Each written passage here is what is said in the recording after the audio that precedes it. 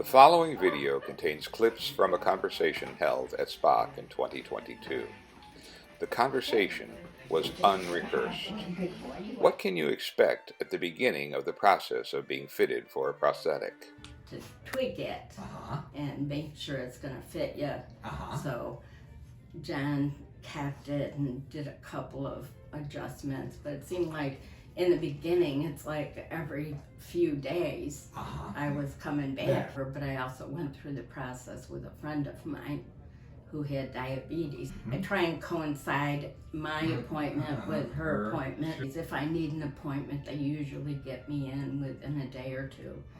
In fact, one time they had me coming at 8 o'clock in the morning, I think, because I was heading to a dog show in Vermont.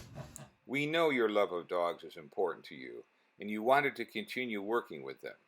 Tell us about that. Well, first level, you just go in, you heel with your dog on lead, and then you heel with your dog off lead, and do a stand for exam with the judge touching your dog, and then you're just about done. Whereas now I'm in the what they call the utility class, and you go in, it's all off lead, and you don't talk to your dog for the first exercise. It's just hand signals. Hand signals, okay. And so we do the hand signals, and the dog is sitting next to you in heel position, hopefully watching you, but not always. River likes to look around a little bit.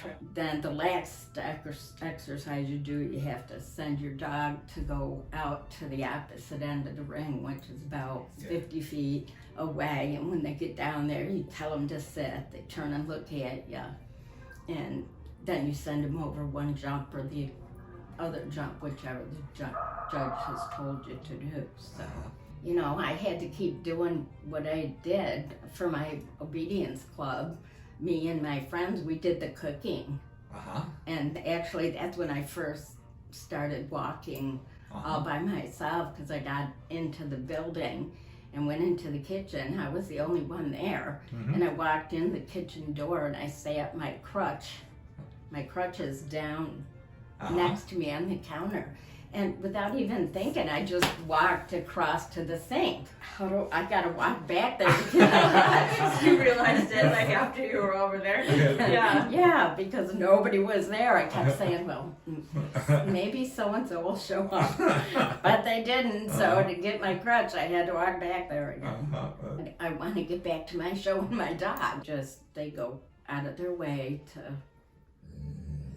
make sure if you get a sore, like my girlfriend, she's diabetic, so she doesn't feel a lot of stuff with her neuropathy.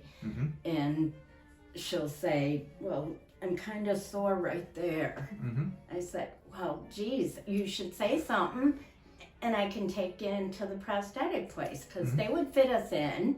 If I had a sore, they would get me in as quickly as possible. And sometimes you go to a specialist and you can't get in for weeks. And that never happened when I came here. Because I really think that the people that work here, they really care about getting you back to what you want to do.